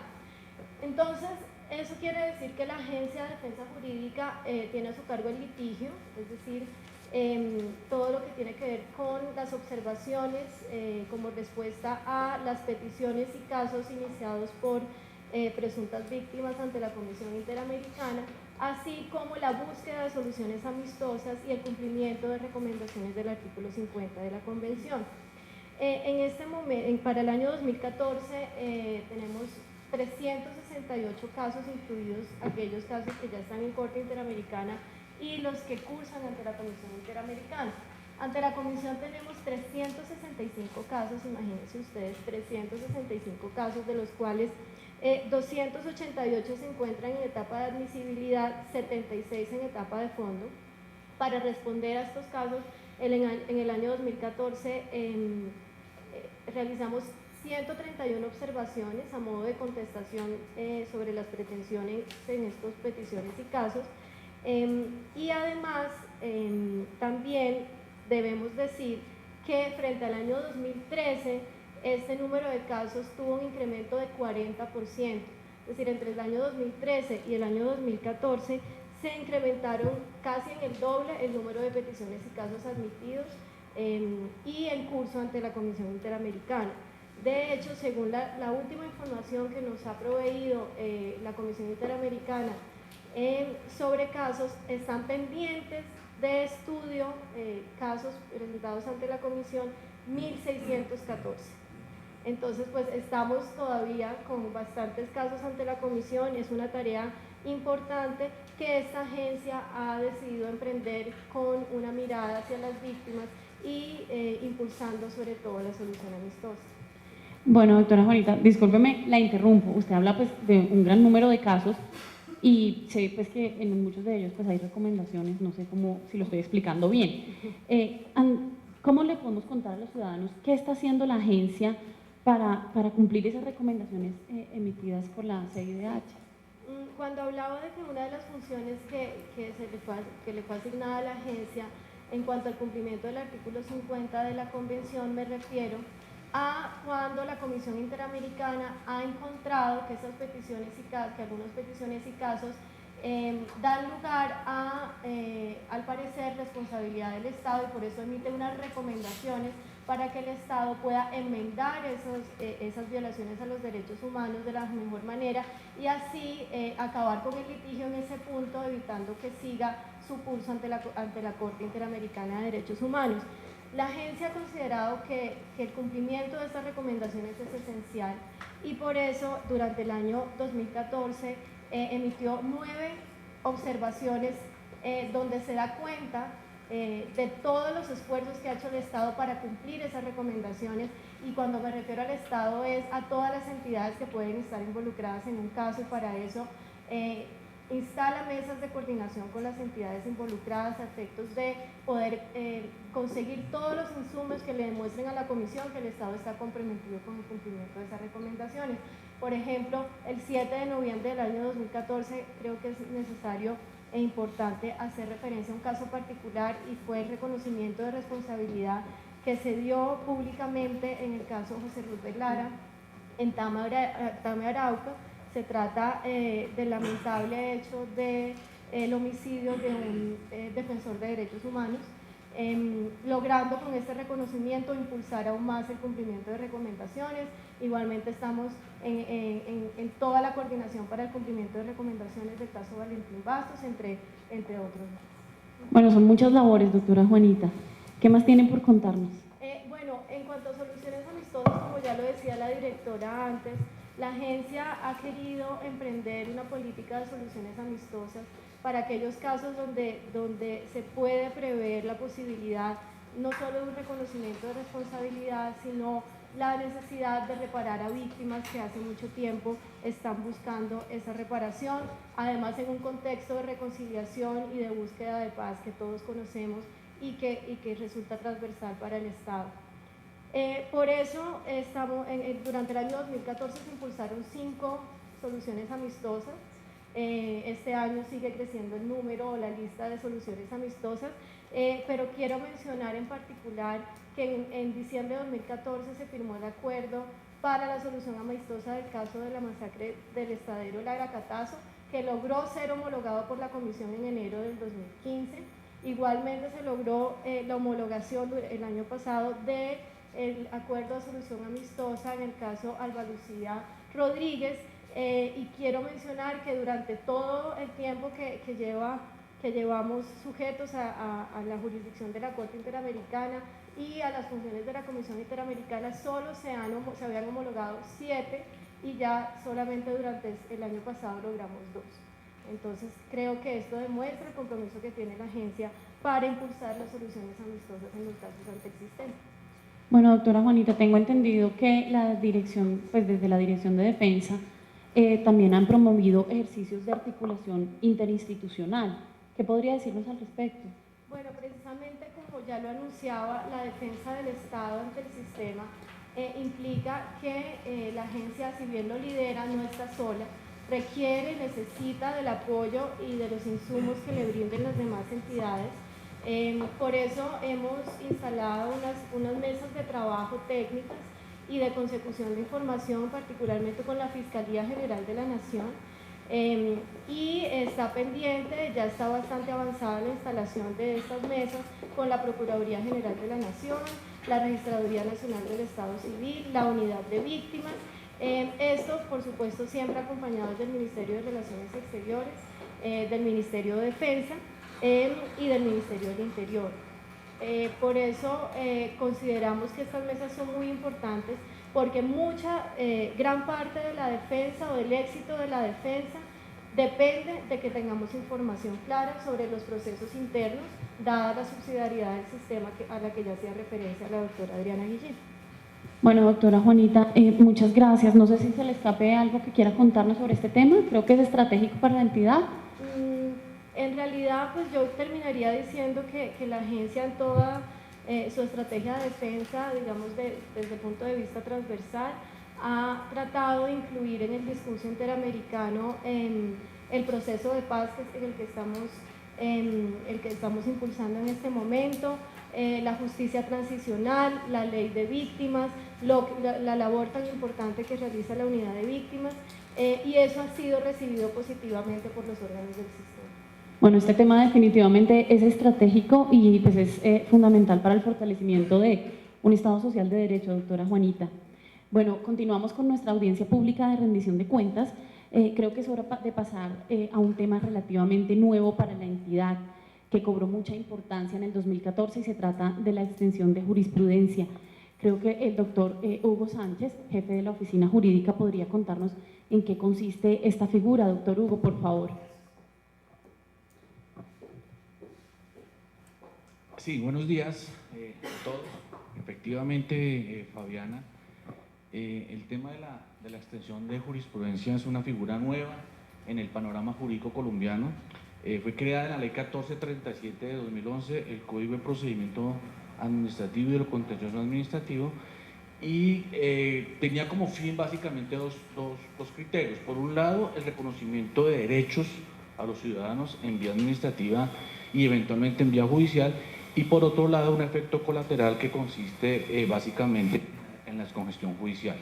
Ahora bien, este trámite, tal como fue diseñado por el legislador, tiene dos instancias en las cuales activamente participa la agencia. Por un lado, desde el punto de vista administrativo, es básicamente cuando los ciudadanos acuden directamente a las diferentes entidades, por ejemplo ministerios, UGPP, etcétera, y solicitan a la autoridad administrativa que se extiendan los efectos de una sentencia de unificación jurisprudencial proferida por el Consejo de Estado, en donde se reconoce un derecho, con el fin que se extiendan los efectos a su caso particular, siempre y cuando se cumplan los requisitos definidos en la ley, es decir, que se encuentren en la misma situación fáctica y jurídica. En este caso, la agencia, por solicitud de la autoridad administrativa correspondiente, emite un concepto previo en donde nosotros nos pronunciamos básicamente sobre el carácter de unificación o no de la sentencia invocada. Pero igualmente encontramos una fase judicial. Esta se inicia o da trámite cuando la autoridad administrativa niega total o parcialmente la solicitud de extensión de jurisprudencia presentada por el ciudadano. Y en este caso, la agencia ya interviene directamente ante el Consejo de Estado, bien sea directamente en el término de traslado, es decir, presentando un escrito en donde nosotros hacemos una valoración de las pruebas allegadas, podemos solicitar pruebas o incluso eventualmente podemos oponernos a la extensión de la misma, y en una segunda fase es en la audiencia de alegatos y decisión a través de nuestro apoderado que previamente hemos constituido, en donde igualmente se va a pronunciar. Aquí es importante resaltar un gran logro de la agencia, y es que a pesar de que es una institución, como tú decías, Fabiana, de reciente creación, la agencia ha sido un actor muy activo en la construcción y en la definición de esta nueva institución. Para tal efecto, al año 2014 hemos participado en el 100% de las audiencias a las cuales hemos sido convocados ante el Consejo de Estado, pero igualmente hemos proferido o emitido el 100% de los conceptos que nos han solicitado las autoridades administrativas. En la diapositiva que vemos allí reflejada, vemos en líneas generales cómo la agencia en vía administrativa a 31 de diciembre de 2014 emitió 377 pronunciamientos, dentro de los cuales 284 fueron conceptos previos en relación con la naturaleza de si es sentencia o no de unificación, pero igualmente atendimos 89 consultas, requerimientos, peticiones de los ciudadanos, como quiera que esta es una institución, insisto, que está en permanente construcción. Igualmente, en vía judicial, como lo indicábamos en precedencia, la agencia a 31 de diciembre de 2014 intervino activamente en todos los trámites ante el Consejo de Estado, dentro de los cuales fueron convocados. Concretamente fueron 478, dentro de los cuales igualmente el Consejo de Estado programó 146 audiencias, dentro de las cuales se extendieron 37 y se negaron 109, con un porcentaje de activo de participación y de éxito procesal de cerca del 75%. En todo caso, y con el fin de concluir brevemente este tema de la extensión de jurisprudencia, queremos señalar que la agencia ha sido nuevamente, como lo planteé en precedencia, un actor bastante activo, es una instancia, un mecanismo que está en permanente construcción. Nuestras intervenciones ante el Consejo de Estado inicialmente no nos ponían mucha atención, sin embargo ya en los últimos meses hemos visto cómo de manera paralela han sido atendidas y han sido aceptados muchos de nuestros pronunciamientos, aunado al hecho que nuestros conceptos previos igualmente ya han sido objeto de citaciones, no solamente por medios jurídicos especializados, sino igualmente por parte del Consejo de Estado y algunas otras entidades, pues lo cual desde luego nos reconforta, como quiera que es una institución que hemos venido construyendo en este transcurso de los 2 últimos años. Bueno, doctor Hugo, como usted lo decía, pues esta es una función nueva, pero se han tenido adelantos en la materia, ¿no? Así Esto es un logro muy importante. Así es. Bueno, creo que es hora de pasar a un tema no tan bueno, y es los procesos en contra del extinto DAS. Doctor Hugo, ¿qué podría decirnos al respecto?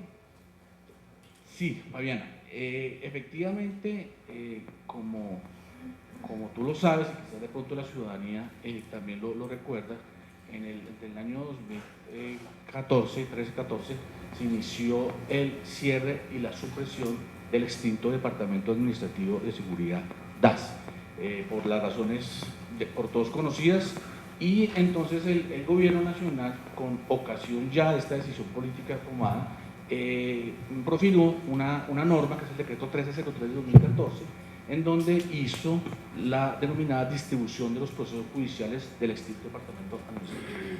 Para tal efecto, tuvo como criterio el siguiente: por un lado, la denominada función trasladada. Ustedes recuerdan que el DAS cumplía una gran cantidad, tenía un objeto misional muy grande, manejaba temas relacionados con la migración, con la seguridad de destinatarios, con inteligencia desde el punto de vista del Estado, etc. Razón por la cual se escindió ese antiguo departamento administrativo y se generaba un traslado a una serie de nuevas entidades, entre ellas la Unidad Nacional de Protección, Migración Colombia, algunas otras fueron trasladadas a la Fiscalía General de la Nación, a la Policía Nacional. Y en esa misma lógica, los procesos judiciales fueron trasladados en función precisamente de estas denominadas, insisto, funciones trasladadas. Entonces, como vemos en la diapositiva, de los procesos judiciales que tenía el extinto DAS, 840 fueron trasladados a la Unidad Nacional de Protección, Migración Colombia recibió 275, la Fiscalía 927, la Policía 359 y la agencia recibió a julio del 2014 522 procesos. Pero aquí ya bajo un concepto que se denominó función residual, es decir, aquellos asuntos que no correspondían a la función trasladada a las entidades antes fueron asignadas, en este caso, a la Agencia Nacional de Defensa Jurídica del Estado. En el cuadro de la derecha vamos a ver cómo a julio del 2014 teníamos 522 procesos, pero al hablarse de una función residual, ustedes podrán evidenciar cómo mes a mes fueron incrementándose paulatinamente de cerca de un proceso del 12% mensual, equivalente a 88 nuevos procesos, razón por la cual a diciembre 31 de 2014 ya la agencia tenía en su haber 959 procesos. Con corte a febrero de 2015, la agencia tiene a su cargo 965 procesos judiciales con un pasivo contingente de cerca de 527 mil millones de pesos. Desde luego, pues es una situación compleja, como quiera que la agencia desde luego no estaba preparada para ello, pero aunado a esta situación encontramos otro elemento importante a destacar, y es que estos procesos, la gran mayoría de ellos, se desarrollan bajo el sistema oral, no escritural, esto es, bajo la ley 1437 de 2011, lo cual implica desde luego pues una atención permanente por parte de nuestro apoderado, lo que genera desde luego que la agencia haya tenido que incurrir en unos ajustes administrativos con el fin de sufragar y atender debidamente esta situación. Pero adicionalmente es importante señalar que los procesos que le llegaron por competencia residual a la agencia son unos procesos que tienen una complejidad jurídica desde luego, pero también una complejidad político-social, procesos sensibles, como hemos denominados, como seguimientos, interceptaciones ilegales, desplazamientos, desaparición forzada, etcétera, situaciones que desde luego requieren una atención permanente por parte de la agencia. Y algunos otros procesos que hemos llamado reiterados, como insubsistencias, primas de riesgo, prestaciones sociales. Todo este cúmulo de procesos judiciales llegaron a la agencia con una situación crítica en particular, es que la Oficina Asesora Jurídica solamente tenía en su haber 3 funcionarios de planta. Entonces esta situación ya se planteó en su momento entre las diferentes instancias y eso generó, desde luego, porque se generaron algunos recursos, pero en todo caso está la situación en cabeza de la agencia en este momento, que en la buena medida, en la capacidad de sus recursos, pues ha venido atendiendo.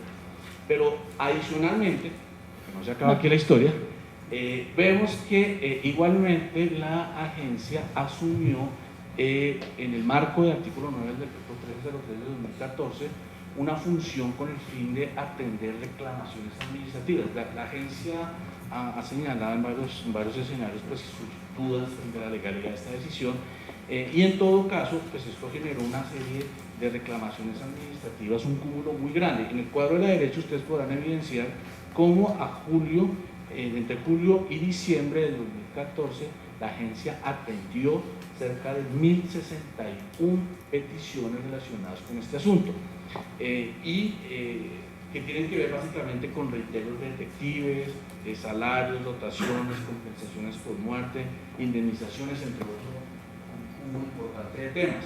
Entonces, si sumado al tema judicial vemos igualmente el tema de las reclamaciones administrativas, pues desde luego se generó, digamos, un trancón, un caos administrativo, entre comillas, al interior de la agencia con el fin de atender esta situación.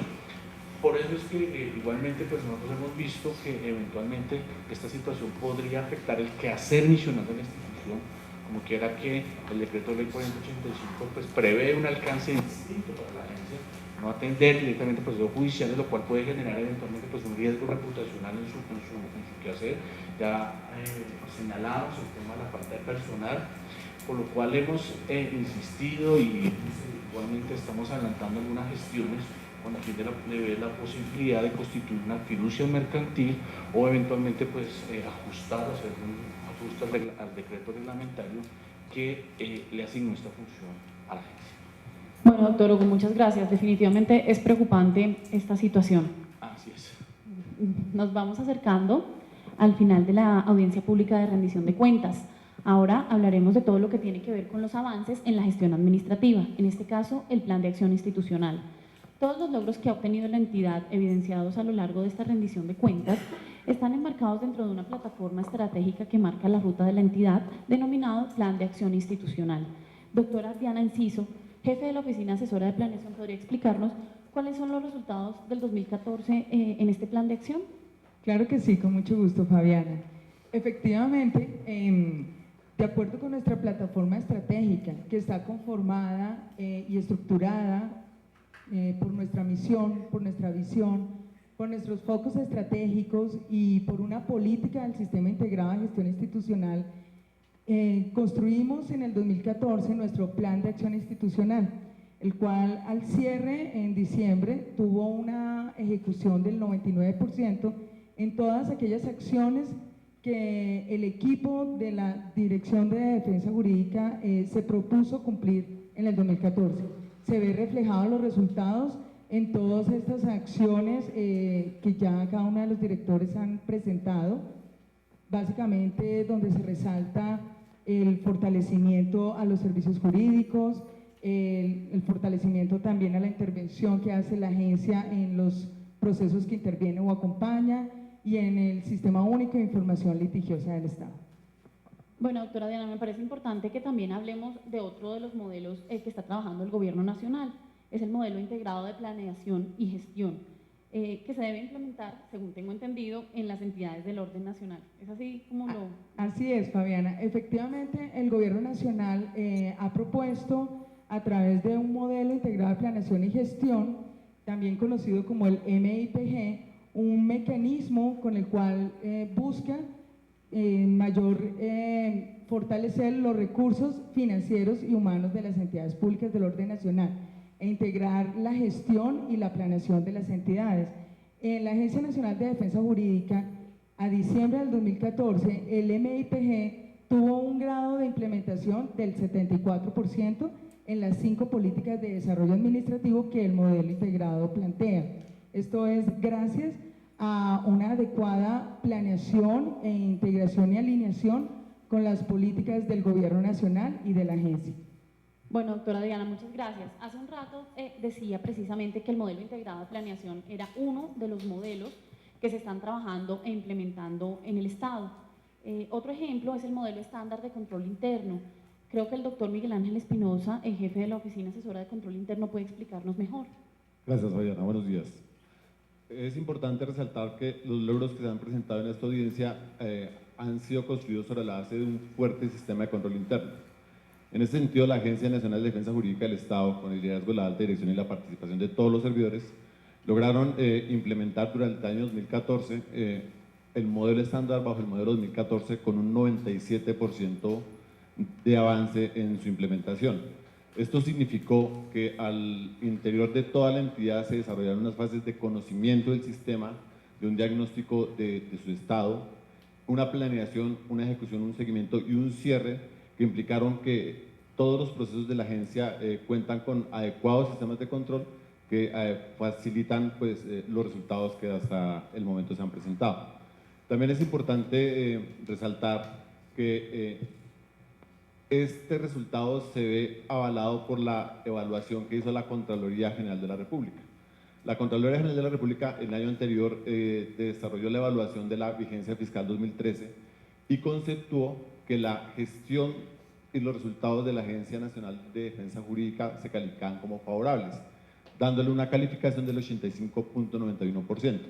Esto desembocó en un fenecimiento de la cuenta fiscal y en una ratificación de que la gestión y los recursos públicos puestos a disposición de la agencia se están manejando adecuadamente. Así yo podría concluir que en 2014 el presupuesto que fue del orden de los 45.028 millones de pesos y que se distribuyó en un 8% para inversión y un 92% para funcionamiento, se usó adecuadamente y orientado a los resultados institucionales que se han presentado en esta audiencia. Por último, resaltar que ese presupuesto frente al 2013 creció en un 56%, resaltándose el crecimiento de los recursos de inversión en un 223% y de funcionamiento en un 49%. Bueno, doctor Miguel Ángel, muchísimas gracias. Para culminar esta parte de gestión administrativa, dejemos que sea la doctora Isabela Bello, secretaria general de la entidad, quien nos hable un poco de la ejecución presupuestal durante el 2014. Gracias, Fabián. Bueno, la agencia en el 2014 tuvo un cierre financiero del 81%, del cual el 80% correspondía a gastos de funcionamiento y un 100% de inversión. Si miramos frente a una entidad como esta, recientemente creada, el 81% en su ejecución presupuestal refleja una evolución en su capacidad de estructurar proyectos, de contratar, una maduración en todo lo que es su gestión administrativa, que como lo hablaba nuestro jefe de control interno, se ve reflejado en el resultado de su fenecimiento de su cuenta por parte de la Contraloría. En la Agencia de Defensa estamos convencidos que el ambiente laboral genera creatividad, y al generar creatividad genera orientación a los resultados y genera logros. Por este convencimiento, la agencia aplicó una encuesta de ambiente laboral con la metodología de la firma Place to Work, en la cual, dijéramos, se midieron variables como el orgullo, la confianza, la credibilidad, la imparcialidad. Encuesta que contestaron los servidores de la agencia de defensa. Quiero contarles que en la variable orgullo, esta entidad obtuvo el 95%. Eso quiere decir, la gente se siente orgullosa de pertenecer a esta organización, orgullosa de prestar servicios a la agencia de defensa. En la medición general, en cuanto al porcentaje del indicador que llaman ellos índice de clima, esta entidad obtuvo el 70.3%. Esto es un resultado muy satisfactorio cuando nos enfrentamos y nos medimos con otras entidades del sector, de acuerdo a la metodología aplicada por esta firma. También esta entidad trabajamos fuertemente en el 2014 en la estructuración de un proyecto de teletrabajo. Todo esto dentro del tema de ambiente laboral. Trabajamos de la mano del Ministerio de Tecnologías de la Información y las Comunicaciones, de la mano del Ministerio de Trabajo, para estructurar un proyecto de teletrabajo, el cual va a ser implementado en esta vigencia. Y ya para cerrar, cuando escuchaba a la doctora Diana comentar que, creo que a Claudia comentar que una de las grandes problemáticas que se enfrentan en el tema de la defensa es el tema de los archivos de las entidades. La agencia, que tiene que dar ejemplo en todos estos temas, el año pasado agregó en una sola operación todo lo que es la parte de gestión documental, el tema de custodia de documentos, el tema de traslado de documentos. Creamos un modelo muy novedoso, que es el que estamos operando en este momento, donde en un solo proceso tenemos toda la operación de la gestión documental de la agencia. Bueno, doctora Isabel, muchísimas gracias. Habiendo explicado esta gestión administrativa, pues nos damos cuenta que no es una tarea sencilla, pero pues han sido notables los avances, ha sido una gestión eficaz y exitosa. Estos logros, pues por supuesto, no paran allí. Doctora Adriana, tengo entendido que para el 2015 la agencia tiene grandes retos. ¿Podría explicarnos cuáles son? Bueno, antes de pasar a los retos, yo quisiera decirles que me siento muy orgullosa de esta rendición de cuentas. Es una entidad pequeña, es una entidad nueva, no tenía una entidad siquiera parecida dentro del esquema institucional. Ha sido un trabajo muy fuerte, llevamos 2 años y medio construyendo la agencia. Las entidades no maduran de un día para otro, pero definitivamente maduran.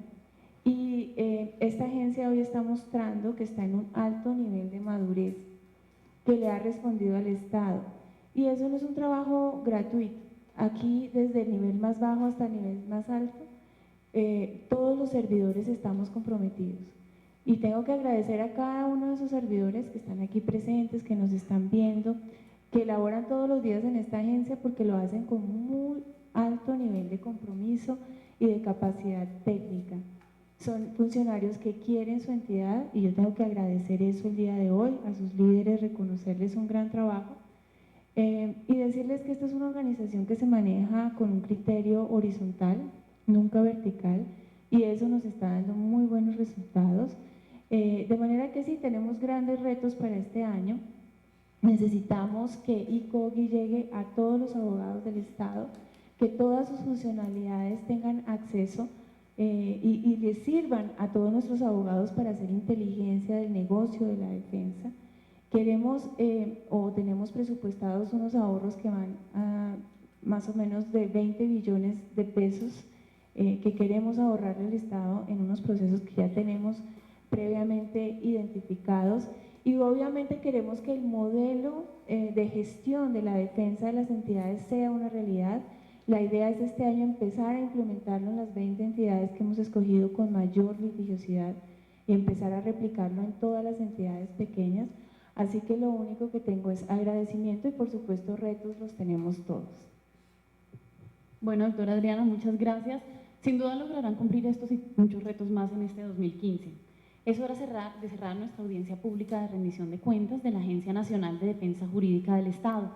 Les recordamos que las preguntas, sugerencias y comentarios recibidos durante el proceso de rendición de cuentas y también en los formularios que les fueron entregados al ingreso de este auditorio serán respondidos en nuestra página web a través de nuestro sistema de quejas, peticiones y reclamos. Los invitamos a seguir nuestra cuenta de Twitter, @ANDDJE, nuestra cuenta de Facebook y por supuesto a que visiten nuestra página web www.defensajurídica.gov.co. Que tengan un feliz día.